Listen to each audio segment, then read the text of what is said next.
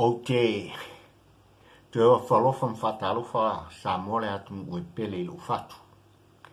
Malol malanga soifua, malol malanga manuia, ia malol pale, ia almaia. O le vaenga varu nei o le tātou Paul Klame pe ona iai le tātou Paul Klame whaiwhaipea. Pe ona whaafonga iai mwhau talaina. Tama Poua ai le Polago. Ia, o nei Paul Klame ua mwhai ona pueina ma awinatu I tutono nei fo ipi tunu ua Aotearoa I Rotorua nei ia ua maua avanoa. Maua avanoa e whapena ona toi tau mwhai fo I lautu ua wauna ia e tu inatu nisi o motu na manatu ma motu ngā awha Faa Tama Poua ai le Polago ia ua lava le teuteuina o le tātou atunu ia e mai se lau tāpua inga whaafonga e almaia o le tātou vaenga valu nei e pei ona iei nei vai asa ia ua fo I le whaafonga tāpua I le tātou atunu. Mai au tū o mawhauwhanga le lau pepalon valu o le Tama Poua ai le Polago e foa I le atua manatu I tangata ua fia pai. Awa e tautala o ia I memoni ma o le autu na o mawhauwhanga o le lau pepalon valu Faa Tama Poua ai le Polago o walava le teuteuina o Samoa I le nei vai aso ma lau whaafonga fo. Anga ua whamalo le soifua taltonu Tama Poua ai le Polago o lo lango pea lo sa I afolau ma talitali ni aso ua vi ia la le anga le lei ma le alofa lo tātou tama o I le langi ia whafo I atpea I a te ia le vi inga ma le whaane tanga I lona pale ali I manu malo I na ua ia toi whaatu oe ma I le nei fo I aso fau o lo tātou maftanga ia la maia o le nei o toi ala mai fo I Tama Poua maisi mawhauwhanga sa mo oe le tangata whaalongo I le nei vai aso. Whai mai o swingo le o langa e sala e mau taimi o le tangi mau fo I taimi o le ata e mau aso o mu ngā la mau fo I aso e to ulu ai wanga o whaamanianga I oe e whapena le Tama Poua tangata poto e whaingaluenga lelei e a tamai fo I e whaaya ea ainga. Ma ua mawalunga fo I long tūlanga I mitanga luenga mtūlanga tofi o le malo. I oe whai mai o le tampoto lea e fia I ele tama. Ai ina ua valea le whaautoutanga ma le a whiwhiina le ngangana o na whailea mo ia le mala e ta alo I tanu malala. Vai ata. I oe, whai mai o tam wha valea lea na wha anono ai si on tina. Ai ina ua ia pūlea lona loto. O na sili wha awhi atu lea o ia nai lolo tam poto. I oe, e mantua le tangata poto o ia whaia mele lei, ma mea tonu.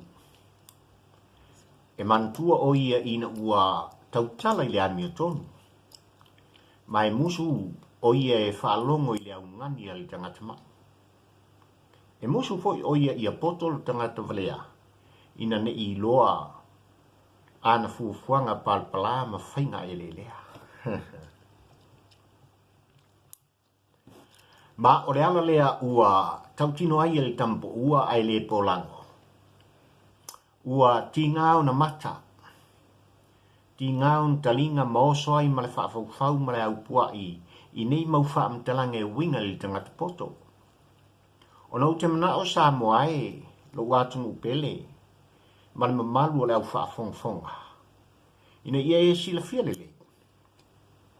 O le Tama Poua e tuto o tasi lava o na langona. Whai mai o le malo tuto o tasi o Samoa e tutusa le lava le ia le li pāle mia. le minista ma le sui a faipule me whaululunga o mtanga luenga. Ma tangata whainga luenga. Ma le whaatau kapisi, le taia tinfan, le whaiwhaiva, o le whaiwhatoanga, le whaiava ma le noftangi.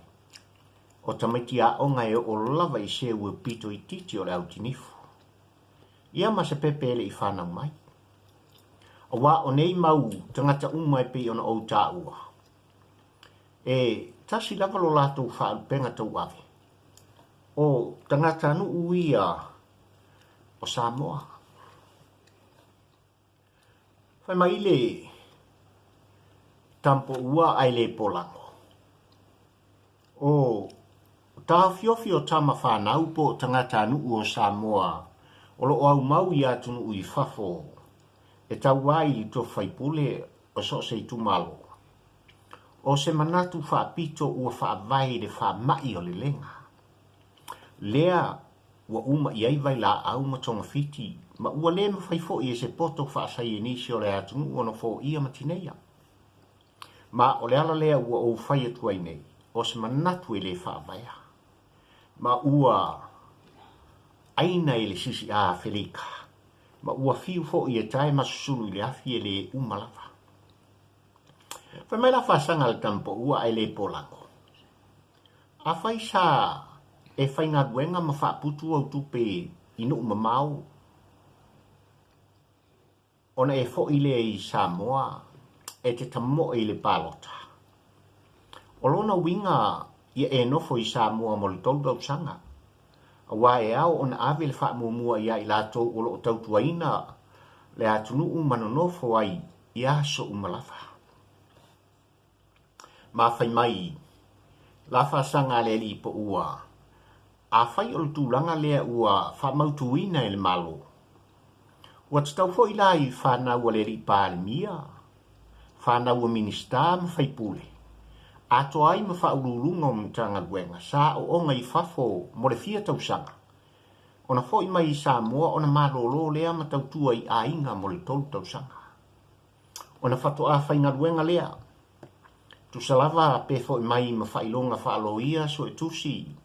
Fo mai maisi tua i ngā whailonga. Ai ave pea le whaamumua i tama whanau o le atu. Sa o ina i Samoa ma no nofo ai lava. Ioe.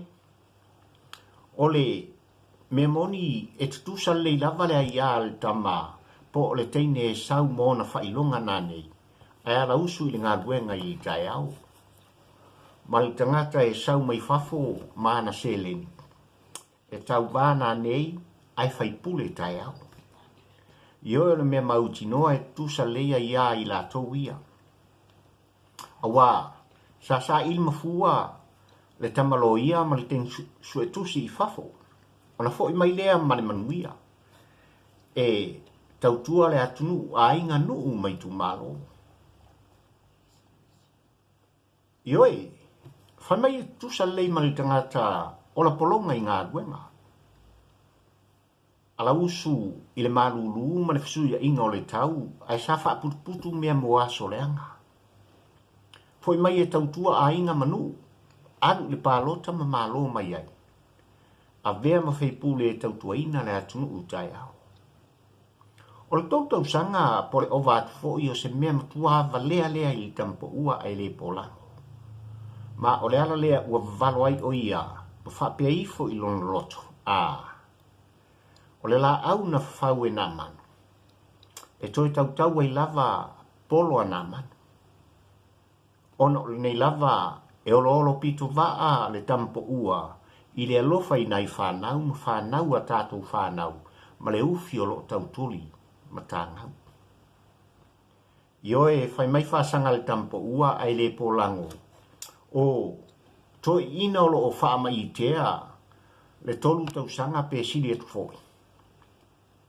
E uma loala atou ma le tofi. E whaatitipa le kenkalu i le papatua. Ai sanga le kiwi au talinga. Ioi. E foa i le atua manatu le tangata ua ngā lala i le whiapai. Ma tau tala i le mea saa. Ma e si i fo i lona whaiva i so o se tai. A wai whaanganaina o ia. e le atua whetalai. Ioe, whai mai o le sui tau wā e nā te whao ngā ina le whātua sina e whao aile e kisa o loto o lona uso. Ua whātu saina o ia le Tama Poua i le tangata mai o lo sa i le fo. Ioe, e te tala whaasolo atoa lona laualo. E lamu fo o ia le fufuasina. Ai ati ngā tutui le laualo ona ia inu lea i le nonu fia fia. Ona ia ave lea o le apa e leni e whawhanga ai le taula sea whai pele. Ai se tō le pele su e ilo na ngase ua tingaina. Whai mai, ua tali i taula sea mo na mata whanonoa. Ona ia whapeane lea. Talo whai. O lo mai ali i o le whawhai a vaina. Mai tō tolu ta mai ta i o lo ofi ave ia oe. O le teine to i lau o tau whahe. O le ta mai tonga, o le ta mai ta i mai tonga, o tau whahawa ea. Ia, ma le whawhawhine Samoa, o tau whapihi. Ma, o le vai e te malo siai, o lo waro lea, e tului au mata i le wha o le talfili. Ai a e ta oto i le pō, ona ta umalea o au angsala i la wava. Ioe o le mafua anga lea e ngengo ai mata o le sui tau wā. Ua fia maua se mapusanga, fia maua se la veai, o lona ngase. Ioe a nei e tau tapa taulia lona ainga. Ona si ka lea o le whaiva o le ngong sina. Talo whai. O si ile ngase o le sui tau wā i le maoto o lo sofa i le wha. Ma whalo ai le awhaloloa le maoto o lo o fio anga. Whai mai o le maota a suru i ai le paunta po o se tama ula vale uola. A wā o le tupu o tausi. I malai ola ma fatia o lo ona nā ai ma teu ai. Wha langina le ainga sa tuala. Whai mai ua ave atu fo i pusa pisupo ma le awhe tala e tuwha mato i ina. Ai, se i wha malo losi ana fika. Ona ia, wha oso lea i lana whailau tusi e whai le launga ma fufola loa ana pepa. Ioe, tulae o ainga ma ngafa o malua papa. Fofonga wa mouli ma talinga whawale o tufungauli. O maia. O whea ea o lo ta oto ai le moi vale. Ma le tō whāu tango. Ioe, o le whale malono ngafa. Ai se i te tala maia se whāu tautanga le lei. Ona, ua ngā se ane tangata e whesita i le malamaloa o le sui tau vānei. Ioe au mai alo utou whaau tautanga. Au mai lau e kisi pālota e whai mana mea au. Ma, ona waa whaola. Wau o utou vai mai. Ua afu le soifua o ia. Ua vale mtua o na manatu. Ai whai mai aia. E toe ina lava le pusi mo na lima whela. Ua amata fole o na folinga. Ma ua ali fo iwi o lona pa. Ua le manongi se mea ai ona ua feo lolo le sis peni waru. Ia umaia lo utou whaatu tuanga mo ia. Ma aveane o ua awari. Ia toma se i mata mata. Talo whai. Whai mai ua tatala le ofu alo o le sui tau wā. Ona whase se ele i lalo lona ia whaitanga. Ona langa leo le tu ua e au mai se whangu Samoa. Ona tango leo le tu ua i lona to ala ma whapea mai. Sole. Ua oki le mea. Ua mākangkanga lo goala. Ai e ko anga e la mai ka ngā laisa Mala mai kanga whalau maka. Ua, toi whaasolo ane lima o lutu ua ilona pute, ona whaeto lea, o lona laulau ma wha iwiane o na mata i matai ma whai mai. Sole, se koi ki lava atu kuai. O na mau lea o na ao, i le fua o le pua taupe ma whai mai. Sole. O le ka fofori i e wha ma vai lava i kupe. O ngolo ngā se uso, e whai lava si makaukia. I oe, ua le la vā, le ono sai o le sui tau vā. Ma o le ala lea na mawhiti ai, ona ia tu alanga lea. Se ngai ngā ka apeia. Sanga ngofo mai lava, po ngā o orengi koe sa ngongi o kokoe. I oe, ua mou mari o atu, le sui tau vā, ma ua maringiringi le mufo i ona loi mata. Ua, toi tepa o ia i tua i aso le tautatu fau. Ua, toi vai atu i le taimin tu whaatasi ai i la ua ma vea matino e tasi ma si ona whalitua. Ele atua o fōwhanga. I oe, ua maua le matua, na si i ai le whale na fuafua. Ua toi tōwho i le inati o tamali i ina ua salamo le wi. Ai, o a e nei mea o whaipule matofi. I oe ua atua tu vale lona loto. Talu lona le manga whangafa. Ua uma foi ona tau i le nuu ana polomisi i mana folfolanga. O awala ma le malai ta alo. O le whare mai ma le whare aonga. O lona awai tōna i mani pēwhea o le atutupu mai le lumunai.